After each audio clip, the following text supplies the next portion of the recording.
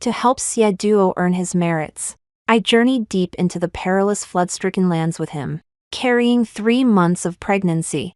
Unexpectedly, I was abducted by bandits for over half a month along the way. From then on, rumors of my lost virtue swirled relentlessly, leaving me unable to hold my head high in the capital. Xie Duo, however, was widely praised for his flood control efforts and rose swiftly through the ranks. Yet he made a decision that stunned everyone. He immediately declared, "I will never take a concubine in this lifetime. Zhao is my only wife."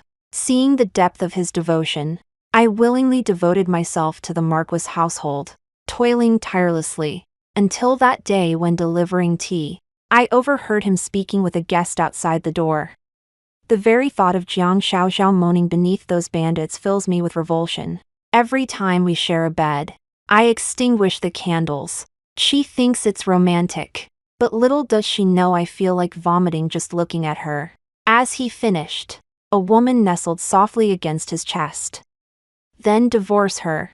Would you take me back instead?" Xie Duo gently teased the bowtie's nose. "Divorce her now? How would I leverage the court connections my father-in-law left behind? Besides, her dowry sustains the entire marquisate, must make full use of it." My hand gripping the doorframe trembled slightly. So he never believed me from the start. The mocking voices from the warm chamber mingled with sweet, cloying fragrance. But I couldn't bear to listen further. The mocking voices mingled with cloying perfume drifted out from the warm chamber. But I couldn't bear to listen anymore. Staring at the bowl of cold soup in my hands, I couldn't help but let out a bitter laugh. This morning, he had held my hand, his voice warm as he said it was cold and he wanted to drink the pigeon soup I had stewed for him. I had guarded the stove all afternoon, yet it was wasted. Watching the snow still falling thick and fast, I silently opened my umbrella and poured out the bowl of pigeon soup. Back in the courtyard, when Mo saw my dazed and disoriented expression and timidly asked, "Madam, the old lady sent someone this afternoon saying their silver thread charcoal is running low and they'd like us to share some more." I lowered my eyes. "We're out too. We have none left to give." Slowly, I lifted my gaze to survey the courtyard. Desolate and neglected, who would have thought this was the residence of the Marquis' wife? When Mo froze, then her eyes reddened. "Madam, you've finally stood your ground." She set down the charcoal brazier and began counting on her handkerchief. "We just gave them 2 baskets last month, and they asked for another one the day before yesterday. Our courtyard is nearly out of charcoal. They're counting on your dowry, madam, hoping you'll dip into your personal funds to subsidize them. Yet they cling to the marquisite's silver like it's their own. Not spending a single coin. That alone would be bad enough. But the old lady constantly nags you. Everyone knows the marquisite's been in decline since the master passed, barely scraping by. If not for you marrying in, would they even have this life?" When Mo continued her tirade, listing every injustice I'd endured. Ever since I was abducted by bandits, everyone in the Marquis household would point at my spine and call me a tongue twister. The old lady despised me most of all, openly and covertly declaring Xie Duo shouldn't have married a wife like me. After losing that child, I bore no more offspring these past years, making Xie's mother see me as utterly worthless. She even secretly suspected my body had been ruined by those bandits. I kept my head bowed, meekly trying to please the entire Xie family, even when Mo could see they were manipulating me. Yet I couldn't bring myself to leave. Snow continued to fall thick and fast, while a single tear slipped silently from the corner of my eye. "Jiang Xiaoxiao, when did you become this foolish? Back in your maiden days, you could outmaneuver father's second wife, snatching a piece of flesh from her very mouth. Now you've sunk to this." Indeed, the Jiang Xiaoxiao of those days was famously formidable throughout the capital. After my mother died young, the stepmother Lu tried to swallow the family estate my mother left me. At 13, I dared to take the ledgers to the clan and expose Liu's hidden private assets, leaving her seething with rage. But since coming to the Xie household, I felt like I de-sheathed all my sharp edges. Xie Duo said the Marquis household had strict rules, So I ground my temper down again and again, even when his mother pointed her finger at me and cursed me as a hen that wouldn't lay eggs. I could only bow my head and endure it. Thinking of this, a metallic taste rose in my throat, and I vomited a mouthful of blood, my entire body going limp. That pool of blood looked especially terrifying against the snow. When Ma, startled, hurriedly helped me back to my room, loudly ordering others to fetch a physician.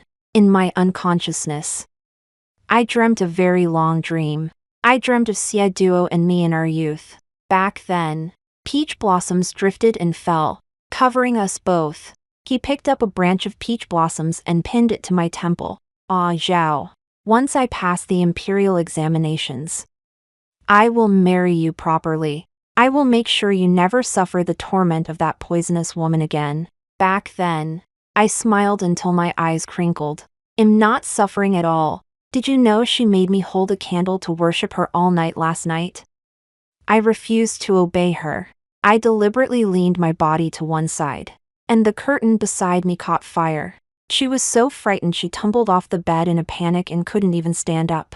He laughed at my words, tickling my nose as he said, "You're clever. With a spirit like yours, you'll never be bullied." But why? In the end, did you become the one who bullied me the most? Not only did you bully me yourself, you encouraged others to bully me too. The young Xie Duo grew smaller and smaller as he walked away, while the figure gradually coming into focus was my own. My brows and eyes filled with sharpness. I drifted awake from the dream, tears still clinging to my lashes. Struggling to rise, I found Xie Duo bent over my bedside, his sword-like brows slightly furrowed, his sleep restless, gazing at his clear, handsome features. My hand moved of its own accord to trace the contours of his brow and eyes. When my fingertips reached his brow bone, the pressure slowly intensified. What use are these eyes to him? Might as well poke them out. Too bad he woke up, seeing me, his face lit with surprise. "Zhao, you're finally awake. You've slept for 2 whole days. I was afraid you'd never wake up again." I cut him off. "Why is the room so cold? Where's the charcoal fire?" Hearing this, he raised an eyebrow in surprise. "In the past, I would have been moved to tears by now, before you fainted. Didn't my mother ask you for charcoal?" My voice was still hoarse from just waking up. "So what? I don't even have enough charcoal in my own courtyard. Where would I find more to spare?" He showed a hint of impatience. "So, while you were asleep these past 2 days, I ordered the charcoal from your room to be sent to my mother's first. And me. Did you want to watch me freeze to death? You know how much I dread the cold since losing my last child. How many nights did you watch me toss and turn in pain?" My throat tightened relentlessly, wearing only light robes. I shivered slightly from the cold. His voice suddenly rose. "What exactly do you want? Why bring up something from years ago? What choice did I have after the doctor examined me?" With that, he grabbed a nearby cup and hurled it down hard. The sharp crack of shattering porcelain echoed through the room. I stared blankly at the shattered porcelain for a long time. He seemed to have forgotten that ID told him I hated it when people threw things. Realizing he'd overreacted, he softened his tone. "Just focus on getting better. When new charcoal arrives, I'll have it sent over." At this point, there was no need for me to press further. I lifted my head to meet his gaze. "Xie Duo, tell me honestly, have you truly never despised me?" At my words, he let out a light chuckle, a flicker of disgust crossing his eyes. "Xiao Zhao, I think you've been sleeping too much. Who in the entire capital doesn't know my heart is wholly yours? You should just rest properly. Stop dwelling on these pointless thoughts." After he left, I slumped onto the bed as if all strength had drained from my body. He was utterly indifferent to my suffering. To him, replacing the charcoal was a minor matter. But had he ever considered that ID endured this torment for 5 long years? Before I could gather my thoughts, a commotion erupted outside. "Has the lady awakened yet? She hasn't paid her respects to the old lady for 2 days." The old lady is so furious her heart aches. She demands to see the lady immediately. When Mo's voice cracked with rage outside. How can that be? No one even checked on the lady after she fainted these past 2 days. Now she's just woken up and we're expected to go. Before when Mo could finish, a sharp slap echoed. You dare defy the old lattice words. Have you grown tired of living? Now you dare put on airs with us. Hearing when Mo struck. I struggled to pull on my clothes. Outside the door, when Mo was bound and kneeling on the ground. Seeing me emerge, she urged me back inside to rest, warning against catching a chill. I fixed my gaze on the 2 senior daughters-in-law leading the group, their faces plastered with fawning smiles. And ordered coldly, "Kneel." Fear flashed across both their faces. How had the usually gentle me become this? Kneel. Before you act. Remember who your master is. How many lives do you have to pay for striking my maid? My gaze swept coldly around the room. You dare strike my people. You must be desperate for death. I showed you kindness, and you actually think you're the master. With that, I motioned for Winemo to rise. Slap yourselves. Keep going until I'm satisfied. The servants exchanged glances, then steeled themselves to strike their own faces. I watched. Unimpressed. Their hands were too gentle. When Mo, strike them back exactly as they struck you. When Mo's face lit up with delight, crisp slaps echoed through the courtyard. Their cheeks swelled high on both sides from the blows. Yet they dared not utter a single complaint. This was the scene Xiemu entered to witness. Jiang Xiaozhao, are you rebelling? I narrowed my eyes at her. She played the hypocrite, treating me with the harshest cruelty. She claimed to worship the sutras and chant the Buddha's name. Yet every task copying scriptures and all fell to me, while she reaped the reputation. When her back ached, she demanded I stay by her side all night. Sleeping. She only allowed me a mat on the floor. The slightest discomfort meant I had to rise immediately to massage and pound her back. Daily. She invented excuses to torment me. This was the perfect chance to vent. Mother, why have you come? If I hadn't come, I fear someone would have died. Her lavish attire couldn't mask the cruelty etched on her face. Our Xie household is known for its kindness. We've never mistreated our servants. You preach righteousness. So ill play along. I clutched my chest, tears welling in my eyes. Mother, are you blaming me? They barged in and beat my maid without a word. No rules. No order. Such brazenness is one thing within our household. But what will others think of our Marquis residents if they act like this outside? Moreover, they're spouting nonsense, insisting you ordered me to drag myself to see you despite my illness. Doesn't everyone in the household know how generous and kind the old lady is? How could they say such things? Aren't they just tarnishing your reputation? Madame Xie's face turned pale with shock. She never imagined her dutiful daughter-in-law would defy her so calmly. In the end, she merely instructed me. Next time, remind them to keep their voices down. I turned and smiled at Winemo. Did you hear that? The old lady wants you to hit me harder. When Mo acknowledged with a grunt and struck even harder. Watching her receding figure, I let out a cold laugh. This was nothing. Everything I, Jiang Xiaozhao, had lost back then would be reclaimed, piece by piece. Suddenly, a sharp pain shot through my lower abdomen. Ever since losing my child last time, my health had steadily declined. On rainy days, memories of my captivity inevitably surfaced. Leaning against the bed, I quietly instructed Mo to fetch the ledgers. I intended to calculate exactly what ID gained from the Xie family all these years. After tallying, I realized I'd been propping up the Xie household's expenses all along. When Mo informed me, apart from the southern estate and a few shops, there's barely anything left. That can't be right. Wasn't there also a property pledged to Jianghuai for his business? I suddenly recalled. Jianghuai was the man I met at the estate when my stepmother sent me there at 13. Back then, he lay emaciated and starved. Collapsed stiffly before my carriage, with a touch of chivalry in my youth. I insisted on bringing him back to my estate, clasping my hands on my hips and demanding he tag along. Unexpectedly, he proved remarkably gifted in commerce, tilting my head at his frail, scholarly appearance. I feared he'd struggle without capital, so, with a sweeping gesture, I handed him the shop my mother had left me to manage. Then I happily climbed into Xie Duo's wedding sedan chair. I didn't notice Jiang Huai's worried gaze from the corner. Later, in our correspondence, he kept nagging me to protect myself, telling me not to let Xie Duo treat me unfairly. Back then, I was utterly consumed by blissful happiness.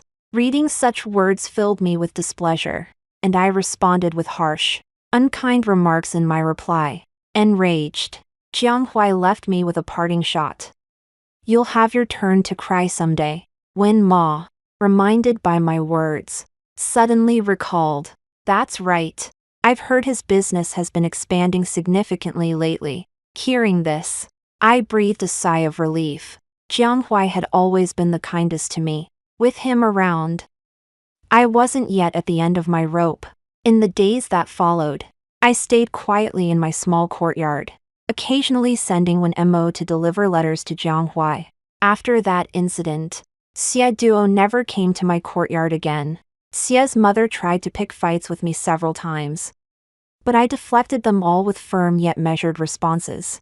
Later, when Mo came to me, gesturing wildly as he recounted, the old lady was nearly driven mad with fury. "Now that she can't get any money from you, madam, she has to pay for everything herself.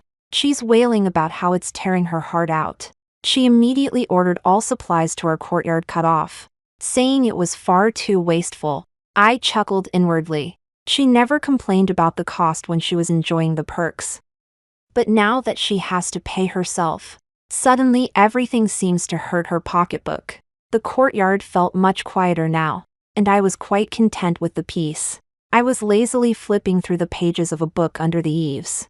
Suddenly, Xie Duo appeared before me. It had been ages since I last saw him, and he still looked as gentle and refined as ever. Only the splash of red on his collar was a bit jarring. "Ah, Zhao. The Duke's mansion is hosting a banquet soon. I'd like to take you with me." I stared at him with a half-smile. Over the years, I'd grown all too familiar with the patterns of these gatherings. Qin Jiaoliang, the youngest daughter of the Duke's household, had long been infatuated with Xie Duo. She adored his radiant brilliance, his jade-like grace, his extraordinary talent, but above all, she cherished his unwavering devotion. Yet this devotion was not bestowed upon her, but upon a woman whose virtue lay in tatters. This was something she could never accept. So at every gathering, Qin Jiaoliang and her circle of noble women would first openly and covertly mock me as shameless, insisting I should commit suicide to preserve my virtue. Then they would praise Xie Duo for his loyalty and righteousness. Xie Duo would modestly accept these praises, then gaze at me with deep affection, declaring his profound devotion. Finally, they would add with bitter envy that I truly had good fortune. Each visit only served to reopen my wounds and boost Xie Duo's prestige. Xie Duo grew uncomfortable under my scrutiny. "You haven't been out in ages. This is a good chance to get some fresh air."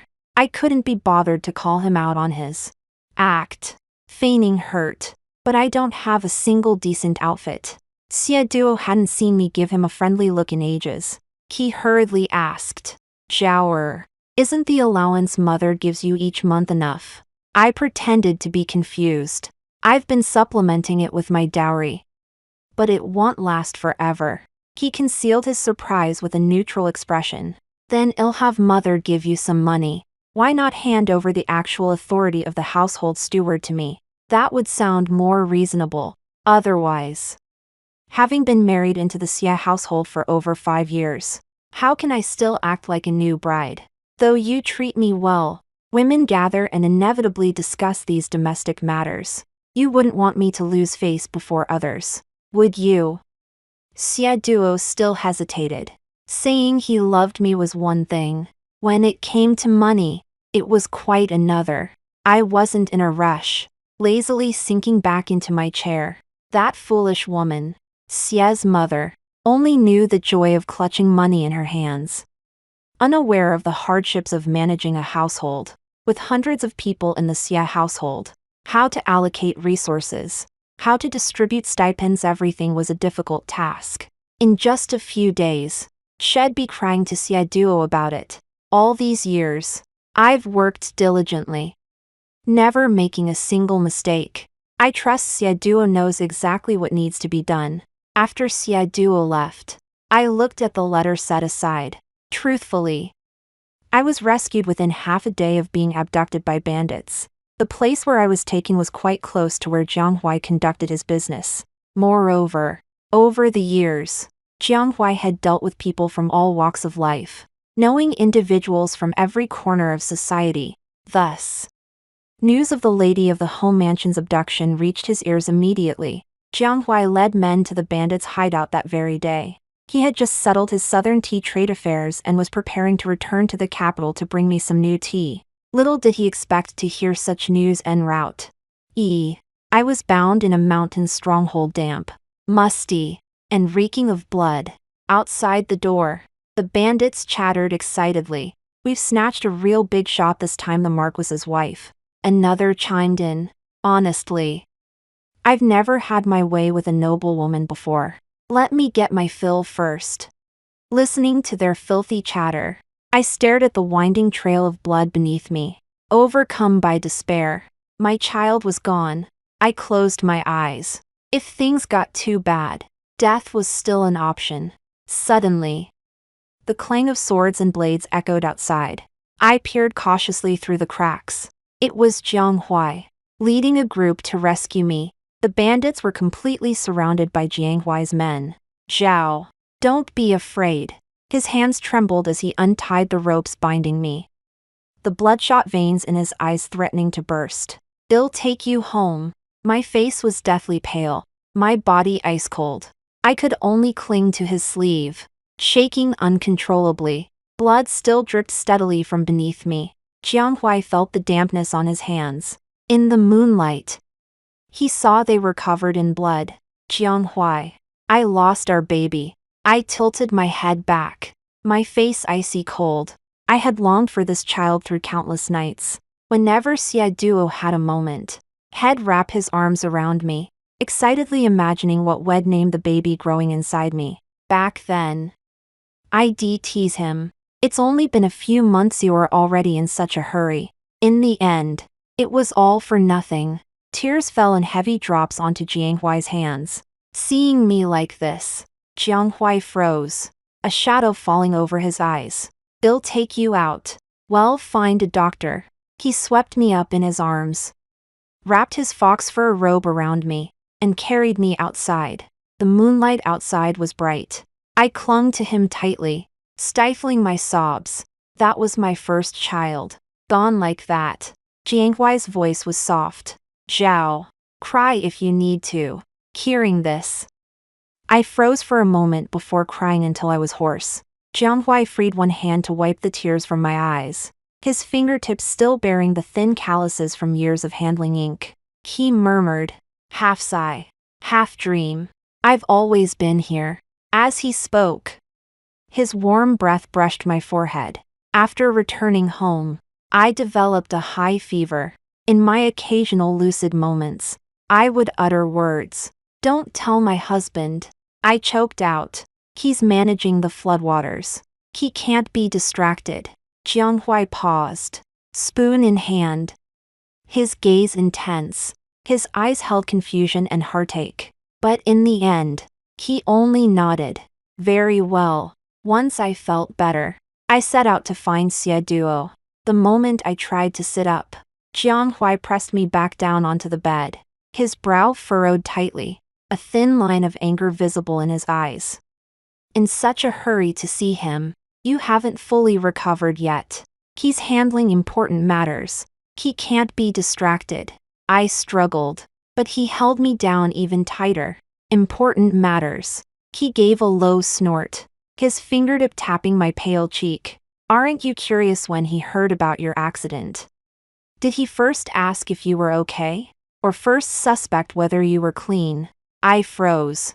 meeting his deep gaze and finding myself speechless. Wait. His tone was unwavering as he pulled a thick quilt over me. Wait for him to return. See for yourself whether he truly cares for you, or only for his own reputation. With that, he turned and walked out, his posture as straight as a pine tree. As the curtain fell, I heard him instruct his attendant, "Keep a close eye on the lady. Don't let her wander off." He truly left no room for error. Half a month later, Xie Duo returned from flood control duties. When he found me at the inn, I was sitting by the window, mending the torn hem of my robe. As he rushed in and embraced me, I caught the earthy scent of mud on his skin. Before I could speak, he pressed me close, his trembling voice whispering, "Zhao, you're safe. That's all that matters." Back then, I believed the fear in his eyes. I believed his words. "You are the only wife I will ever have." It wasn't until I overheard those words outside the warm pavilion that I suddenly remembered. When Jiang Huai escorted me back to the inn, he had said in a deep voice, "Xie Duo is a man of excessive ambition. You must keep your guard up." At the time, I dismissed it as him worrying needlessly. Looking back now, it seems Jiang Huai saw things clearly. "Madam, young Master Jiang's reply has arrived." When Mo entered carrying the letter, his hands also holding some small trinkets, he says everything you requested is ready. Worried you might be bored in the courtyard, he specially brought back some novelty items from outside. I opened the letter.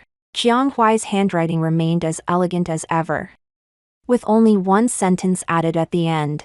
3 days hence, at the hour of the snake, at the tea house west of the city, I'll wait for you. 3 days later, I changed into a plain-colored gown and had Mo announce I was unwell. Summoning the imperial physician, the carriage stopped at the tea house's back in trance. Jiang Huai had already been waiting in a private room. Seeing me, he froze momentarily before his brow furrowed. "How did you grow so thin?" I touched my cheek and smiled. "Perhaps I haven't slept well lately." He didn't press further, simply pushing an account book toward me. "Here are the details of your holdings. The southern estate had a good harvest last year. I had grain stockpiled, enough to sustain you for years. As for those shops, I sold them off for silver, deposited in the money house. You can withdraw at any time with this note." Flipping through the ledger, my fingertips brushed familiar place names, and my eyes suddenly stung. All these years, I'd been deceived by Xie Duo's false kindness, believing my dowry was long spent. I never imagined Jiang Huai had been watching over me all along. "Thank you," I murmured. He lifted his teacup, gently blowing away the foam, his voice soft. "If you hadn't saved me from the snow all those years ago, I would have frozen to death." After a moment's pause, he asked, "What are your plans now?" "I will divorce Xie Duo," I declared firmly. "But not yet." Hearing this, he raised his eyebrows in surprise. "I see. You want to reclaim what's rightfully yours." "Not just that." I watched the snowflakes drifting outside the window. This year's snowfall was unusually heavy, as if it would never stop. "I don't know what else I need to reclaim. I just don't want him to have it easy." Jiang Huai fell silent for a moment, his gaze shifting to the window as well. "If you need anything, you can come to me." With that, he handed me a broken jade pendant. "This is yours." I took it. Its surface smooth and warm to the touch. It was a small chip I'd knocked off my own jade pendant when I was 13. Given to him casually. I never imagined had treasured it all these years. By the time I returned to the Marquis residence, night had fallen. When Mo came to greet me, his face slightly pale. "Madam, you're back. The Marquis returned this evening. He heard you'd summoned the imperial physician and has been waiting in the courtyard." As I entered the courtyard, Xie Duo indeed stood beneath the eaves, a light dusting of snow settling on his robes. Spotting me, he immediately approached, reaching out to touch my forehead. "Are you feeling better? What did the physician say?" I sidestepped his hand, replying coolly. Just an old ailment. A few days' rest should see me through. His hand froze midair, a flicker of unease crossing his eyes. Yet he still spoke gently. About the stewardship you mentioned earlier, Mother has granted it to you. She's grown old and finds it increasingly difficult to manage. It's only fitting you take it. But will you still attend the banquet in a few days? I will. I lifted my eyes to meet his and smiled. With all the clothes I have now, why wouldn't I go? My smile left him momentarily stunned before he laughed too. Ah, Zhao. You're so sensible. I ignored him and walked straight into the room. When Emo followed, whispering, Madam, are you really going? Remember how those ladies and young mistresses looked at you last time? Don't worry. I sat before the mirror, studying my own pale reflection. This time, it's their turn to lose sleep. I took a hairpin from my vanity box, a keepsake my mother had left me when I married into the Marquis household. Lady Xie had confiscated it, claiming the Marquis household has many rules.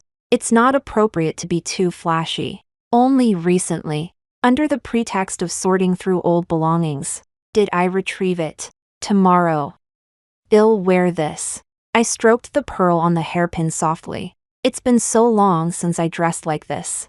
The banquet hall of the Duke's residence was warm and cozy, the gilded brazier blazing brightly, making the jewels and hairpins adorning the noble ladies sparkle even more dazzlingly. The moment I stepped through the door, the previously boisterous laughter fell silent for an instant. Dozens of gazes turned to me at once, some curious, some contemptuous, but most were scrutinizing me, waiting to see me make a fool of myself. Chen Jiaoyang sat composedly in the pearwood chair beside the main seat, her watered embroidered robe and skirt accentuating her skin as white as snow. Noticing my entrance, her hand holding the teacup paused briefly before setting it down. She rose with a radiant smile. Madame Xie has finally arrived. We've been waiting quite some time. I answered honestly. The roads were slippery with snow, so I arrived a bit late. A woman beside her asked maliciously. Why have you lost so much weight lately? Did you injure yourself before? The moment she spoke, dozens of probing gazes turned toward me. I froze, my face flushing crimson. Stammering, I retorted. What nonsense are you spouting? How dare you make such unfounded accusations? Watching my embarrassment, they covered their mouths and laughed heartily, especially Xin Jiaoyang. Her almond-shaped eyes fixed on me as she declared bluntly, what a pity for Xie Duo, a young man of such promise, to have a wife who fails to uphold her wifely duties. Her bluntness sent a chill through the room. Furious, I tremblingly raised my teacup to hurl it at her, the amber liquid glistening menacingly. How dare a woman speak such words? As the situation escalated, those around me pulled me back to my seat, scolding, can't you even take a little joke? Chen Jiaoyang hurriedly excused herself to change her clothes, spitting out before leaving, truly unfit for public display. Seated below the stage, my eyes gleamed with anticipation. The show was about to begin. After half a round of wine, Xie Duo was already sloshed. A servant stumbled him, unconscious, toward the back courtyard, following prior instructions. The servant headed straight for Xin Jiaoyang's boudoir. I had already bribed the guards at the door. Inside the warm canopy bed, Xin Jiaoyang was still seething with indignation, flinging away the maid's hand and ordering her out. In the dim light, Xie Duo slipped into the room. From the front hall, I heard a startled cry, and a smile touched my lips. Wasn't Xin Jiaoyang madly in love with Xie Duo? This was her chance, she had to seize it. Time passed. Some wondered why Xin Jiaoyang took so long to change clothes. Suddenly, a maid burst in. Panic etched on her face. Miss, something terrible has happened. Surrounded by sharp-eyed observers, the news instantly signaled impending drama. A large group immediately followed the maid, eager to see what had transpired. Before they even reached the door, wails and gasps rose in waves. The sounds made faces flush crimson. The leading lady halted abruptly, If they didn't go in now, they might just scrape by. But once they crossed that threshold, nothing could be guaranteed. The maid beside her wept desperately. What about our young mistress? Before she could finish, a slap landed on her face. What nonsense are you spouting? Are you questioning your own mistress? After this commotion, the more level-headed among them quietly slipped away, calling for Lady Shin to handle the situation before heading home. How could I let this opportunity slip? A servant boy nearby also reported to me, sobbing, "The Marquis is gone. After he got drunk, we couldn't find him anywhere." I feigned panic, immediately letting 2 tears fall. With that, everyone understood exactly who was in that room. Feigning panic, I pushed past the other ladies' attempts to stop me, wailing, "Xie Duo, you faithless scoundrel, which whore are you cheating with?" With that, I flung open the door. The scene inside was utterly scandalous. Qin Jiaoying's snow-white chest lay exposed in large patches. Xie Duo gripped her hair tightly, her face contorted in pain, her voice hoarse from screaming. Xie Duo's usual well-dressed demeanor vanished completely, replaced by raw lust etched across his face. I froze in place, tears streaming down my face. "Xie Duo, Xie Duo, didn't you say I was the only one for you?" Startled by my wails, Xie Duo snapped back to his senses, the alcohol fading from his mind. He abruptly released his grip on Qin Jiaoying's hair. His face turning deathly pale, Qin Jiaoying collapsed, limp. She never imagined the gentleman she admired would do such a thing to her. Disgusting. Every part of her body ached. Her torn-out hair lay scattered across the bed. People had already surged through the door, pointing and whispering at the scene before them. Mrs. Shin rushed in upon hearing the commotion. Seeing her daughter like this, she nearly fainted, gasping for breath. Her finger trembled uncontrollably as she pointed at Xie Duo. "Give me back my daughter. Give me back my daughter." I wasn't about to back down.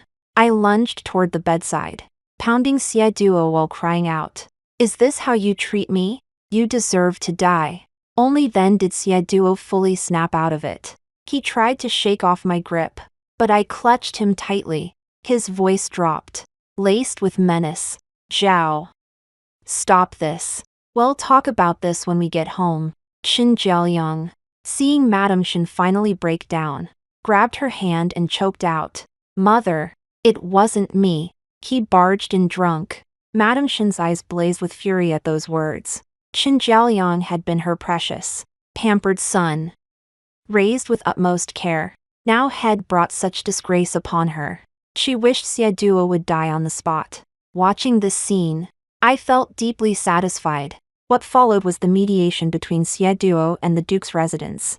By the time I returned to the Marquis' residence, the snow had ceased. The moonlight spread coldly across the blue stone slabs, like a thin layer of ice. Xie Duo, supported by 2 servants, staggered unsteadily behind. I headed straight to my own courtyard, when Mo had already lit the charcoal brazier, filling the room with warmth. I shed my snow-dampened cloak and sat by the stove, fingertips clutching the broken jade pendant as I waited in silence. Outside the courtyard, chaos erupted. The old lady, upon seeing Xie Duo's state, slapped her thigh and screamed, "Which lowly woman seduced you?" The word startled Xie Duo into covering her mouth. The following days were filled with negotiations between Xie Duo and the Shin family. I caught snippets of the storm brewing from outside. Essentially, Qin Jiaoying demanded to marry as the primary wife, forcing Xie Duo to divorce me. Yet I had always been cautious in my words and actions, committing no wrong. The only solution was divorce. Xie Duo was frantic these past days. I sat calmly in the courtyard, waiting for him. After about 3 days, Xie Duo arrived. He wore a fresh brocade robe, his hair neatly bound. His appearance remained unchanged, but his spirit was not the same. "Zhao," he began, his voice dry. No need for explanations. I cut him off, lifting my gaze to meet his, my eyes as still as deep water. Let's discuss the divorce. Xie Duo jolted, clearly surprised by my directness. His eyes held both pain and relief. Xiao Zhao. I'm sorry for what you've endured. I'm not finished.